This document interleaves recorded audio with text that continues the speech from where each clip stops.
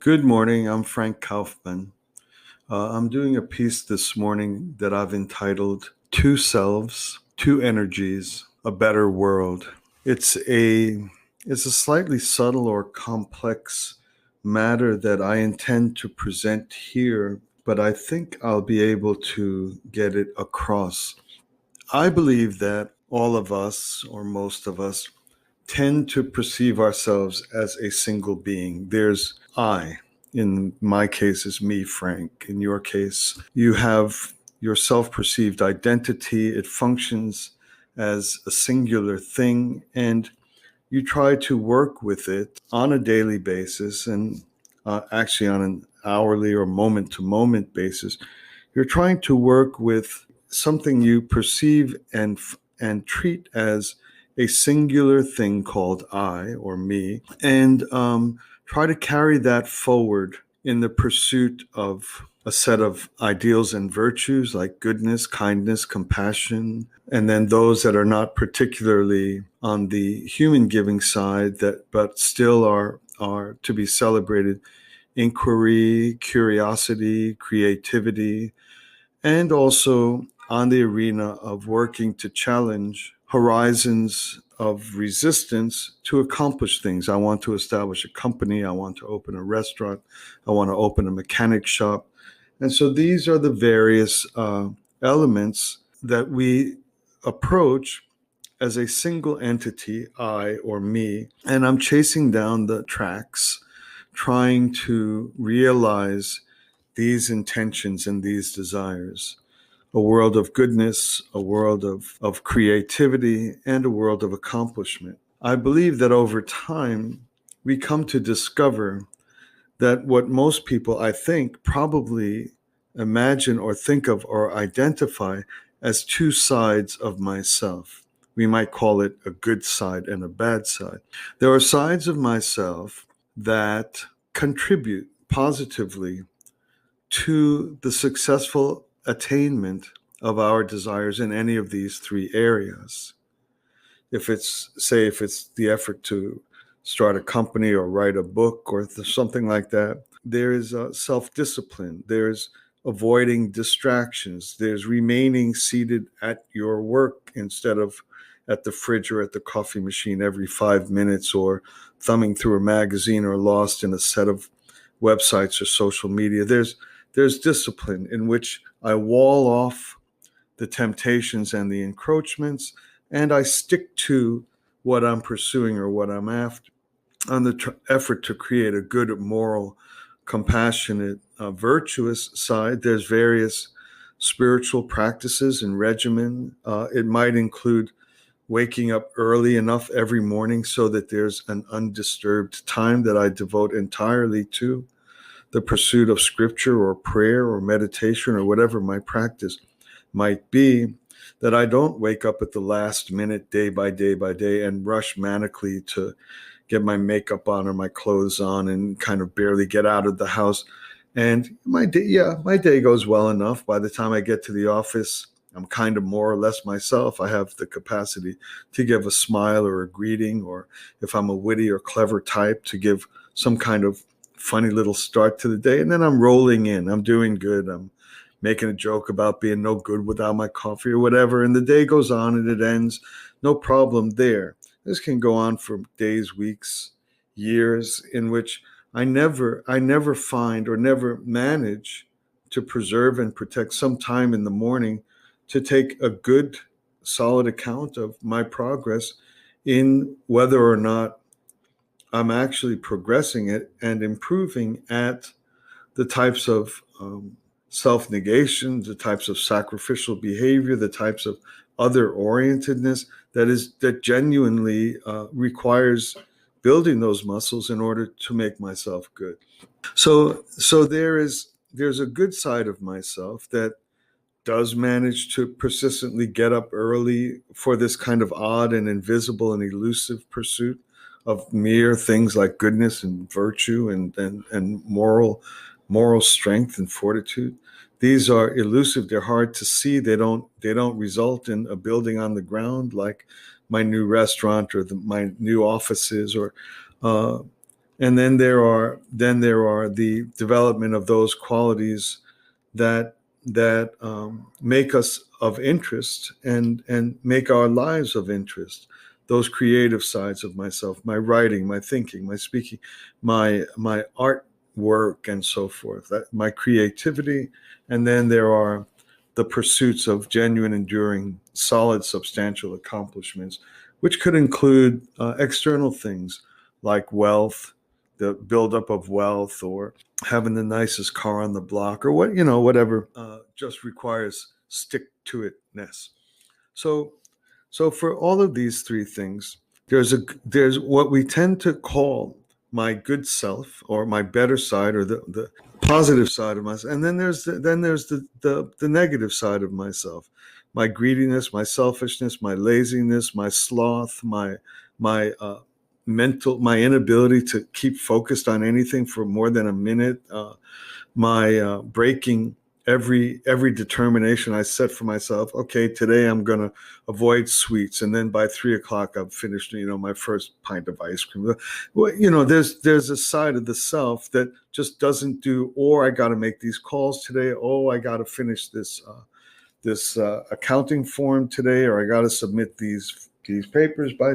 There's that side of ourself that is essentially self-destructive in any of these three arenas, in which we have natural aspirations and desires and seek to attain and improve. So there's these two parts of ourself that are coterminous, coexistence, and one battles against the other. My self-destructive part, my greedy part, my avaricious part, my sexually sloppy, no standards part, whatever it is, what inconsistency, my inability to even keep for half an hour the things I say I'm going to do, first with myself, and then, God forbid, but likely, then with others. Oh yeah, I'll do this by tomorrow. I'll do this by tomorrow. So there's the enemy of all that I seek to attain that requires some persistence. And then there is that part of ourselves that is magnificent. It's really to be admired. It's really to be good. It's really to be praised. You know, are you serious?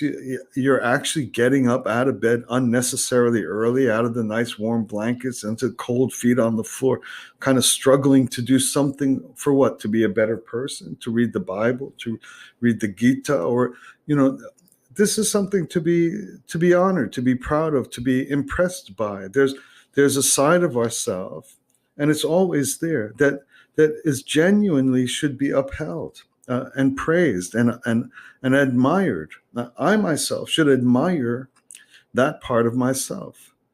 How cool is that? Like, you're hungry, it's past lunchtime, but you're still at it. You promised this thing by 6 o'clock, and you're going to do it.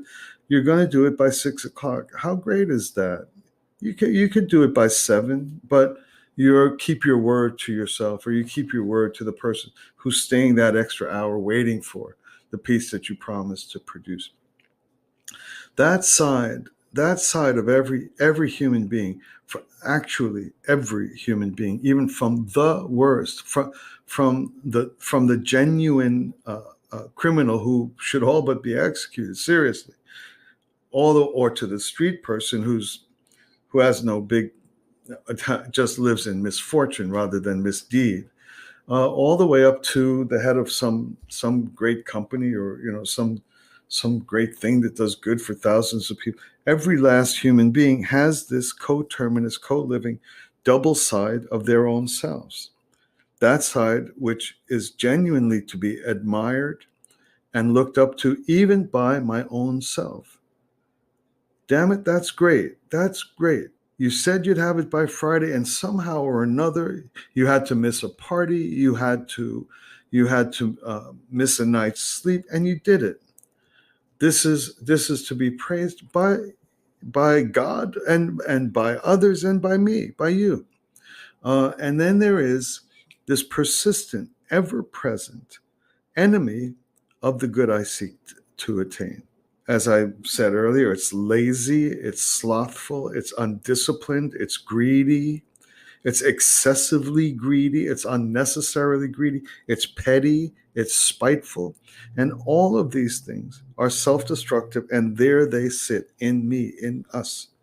And they're in no way to be excused. They're in no way to be permitted. They're in no way to be embraced in some sort of sympathy that, oh, my mom didn't, she gave my brother more chocolate milk than me, and I've always had resentment there, and that's why I can never, there are, for whatever reasons, that negative and self-destructive side of ourselves does gain a stronghold, does gain footing. Yeah, it could have been because of my mother's not giving me chocolate milk, I don't know, or whatever, or worse, or some drunken dad who beat us, or yeah.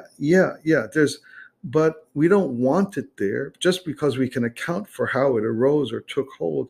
We don't want it there. We don't want to coddle it. We don't want to encourage it. And so this is exactly where I want to speak to for the first part of this little commentary here. That each of these things has a separate origin point, and that's why I'm introducing something called two selves. If we're courageous enough to be honest enough about all those things that I myself cannot abide by, that I myself do. If I'm courageous enough to identify these things and say, this is a self I don't like, and I really would like to vanquish, I would like to condemn, I would like to get rid of it. It doesn't add to me in any solitary way. But because we think of ourselves as a singular thing, as just me, then we're afraid to have a hostile posture to something that is the enemy of all I seek to attain. I don't want to call my whole self bad. I don't want to call my whole self irremediable or disgusting or vile or give it all kinds of negative adjectives. I don't want to feel under judgment. I don't want to feel lost or unredeemed. And so, as long as we view ourselves with the singular admixture, we are constantly making space for the persistence of elements that, truth be told, we just don't want them there. And so this is why I'm introducing this concept. It's more like a tactic or a working model or something that we can put into play that I'm calling two selves. Two, not my good side and my bad side. That's leaving a uniform thing which will not allow me to have sufficient hostility to those things that I think, say, and do that in fact disgust me. And they're my enemy, even though I'm the one who's perpetrating them. So why I'm introducing this kind of heurism or this kind of just working model of defining myself as actually two selves. There is a self that I love, that I admire, that I'm proud of, that I want to uphold, that I want to put forward, I want to feed, I want to encourage, I want to give it every advantage. That's my good self. It's always helping me. I love that, and I'm grateful for that. And I want to have a clear collection of things that I want to be free to, yes, to judge. In fact, to judge. That sucks. That's evil. That's despicable. What you, Frank, just did is despicable. There's no place for it in the world. You're hurting yourself.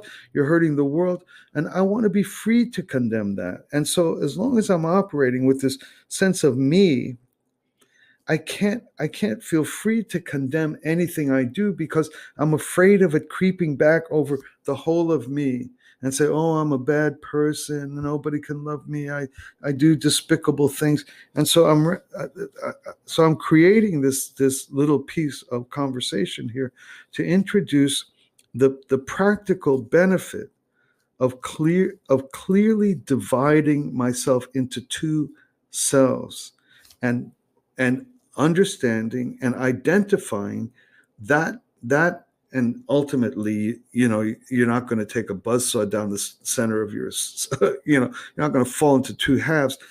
It's a working thing. It's not of course we're a single thing, that's me, but I'm saying as a working thing that there's a side of myself I want to feed, I want to hang around with, I want to support, I want to give it more power.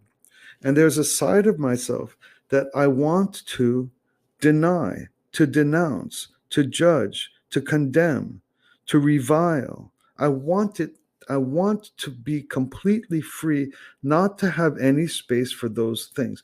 And so I'm just posting or positing here a little piece of thought in which I call that a self. And I don't know where it came from. I don't know its roots. I don't know how that came to exist in me. I don't like it. And I want to diminish it. I want to have no problem to disdain all of it.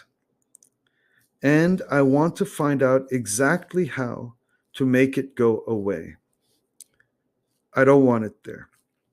And so the second part of of what I entitled this conversation here is the next thing is I call two energies, two selves, two energies. For my good self, the energy I want to give it is support, gratitude, power, nourishment, companionship. I want to hang around with it. I want to give it every chance it gets. I want to give it all the money in my pockets. I want to give it all the books it can read. I want to help that self. For the negative self, for that evil self, the energy I want to give it is not hatred. I want to give it no energy. I don't want to hang around with it. I don't want to have any give and take with it. I don't want to have any relationship with it. I want it to wither away and die. I want it ignored. I don't want it to have any energy whatsoever. I don't want to fight it. I want it to wither away and die. I want it to starve to death. And so I have to pick one thing or another to feed. I think there's some old wisdom about the wolf you feed. I'm sure all of you know it, but can't even remember it. But it's the wolf you feed. The evil self. I'm by what I'm calling two selves, two energies, is I want to give the full force, tons of energy to empowering and feeding and nourishing all the good that I genuinely admire. I want to hang around there all the time. And the evil impulses, I don't want to suppress them, oppress them, push them down, fight against them, do the hair shirt thing it's what I want to do is give them no energy, no chance to survive, no nourishment. It's a different type of energy. And because everyone knows, or thinking people know, that you've heard the cliche, hatred is another form of love. If you're obsessed with fighting against it, you're giving it the energy it wants. It's like a brat child or something like that. You don't give it. You don't. It's like terrorists and asymmetric warfare people who want to destroy countries. They need the attention, and I don't want to give them the attention. So that's what I'm calling two energies, two selves, two energies. One energy is engaged. One energy is is not fighting against, it is creating no ground for that evil side or evil self to stand. Now, the fact of the matter is, despite a healthy and workable system, by creating a self that you feel free to condemn, um, but still we're one thing. Still we're one thing. Of course, we're me. I can't be Sybil, divided by six, two separate things, split personality. So what is it that's creating this singular thing, that's sense of me? That singular thing is conscience. Conscience is that part of self that has an opinion about each one. It has the conscience has an opinion about my good me, and it has an opinion about my bad me. It's just, all it does is just point out, the conscience points out that this is from the bad you. It's an alarm system. It's a set of red lights, like the start of a auto race or something like that. When the lights start blinking and snap green, it's the conscience is just an identifier. It's an identifying force. So it says it's an alert system. That's from the bad you. That's all it needs to do. Because we've left ourselves as an admixture, we're afraid, we feel quote unquote judged. I feel judged by my conscience, that it's telling me I'm bad. It's not telling me I'm bad. It's pointing out what's bad. And so, because this part of myself, this central unifying element is the conscience, it is the only thing in me that relates to both sides of me. It has an opinion about the bad self, and it has an opinion about the good self. And when we are feeding the bad self, the conscience very kindly points out, this is bad. Taking that thing that's lying around, or has been lying around for weeks, taking it is bad. Your conscience informs you of that. It's saying, oh, if you take that, you're feeding the bad self. So the thing which has an opinion about both of ourselves is the conscience. And so it's just an alert system. It's not a judge. It's a friend and a partner, and it has keen insight into even the smallest thought or action or thought or word. It's keen, and that's the self that we want to pay attention to and acknowledge, embrace its insights. It's amazing that it keeps functioning. Most people's conscience, I would think, should be worn out. Actually, at least mine. It's like my heart. How does it keep beating? How my conscience is not worn to the bone, trying to keep me, trying to advise me against all these impulses which constantly keep arising. But I don't need to call them me. I don't need to feel guilty. I don't need to somehow make space for those because, I had a hardship, or I don't need any space for that. And so the unifying element is the conscience, because it has an opinion about both me's or both selves, even though, as I've already said, this is a working thing. It's a helpful thing for improving in the three areas I defined. So we take that, and the final thing that I mentioned in the title is a better world, because I learn how to relate to the good, and I learn how to relate to the bad, which is not hostile. It's not mean. It's not aggressive. It's not murderous. I don't have to meet an evil person and burn their store to the ground. I don't have to meet an evil corporation and drive a Hummer through their window, or burn a police station. I don't have to relate to the bad in ways that are in fact bad. I relate to the bad by depriving it of its energy, and by strengthening the good. So I said, two selves, two energies, a better world. Once I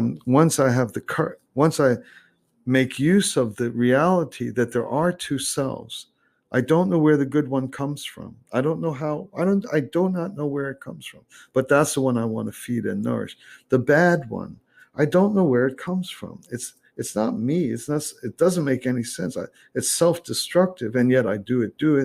I don't know where that comes from, but I don't want it to have any energy. And then the unifying force, which makes me me, is the conscience. Then I've learned how to relate to good and bad because I've attained that in the self. And then I go on to relate to the world. And that's how to make a better world. That's how to oppose evil in the world in ways that is not evil itself.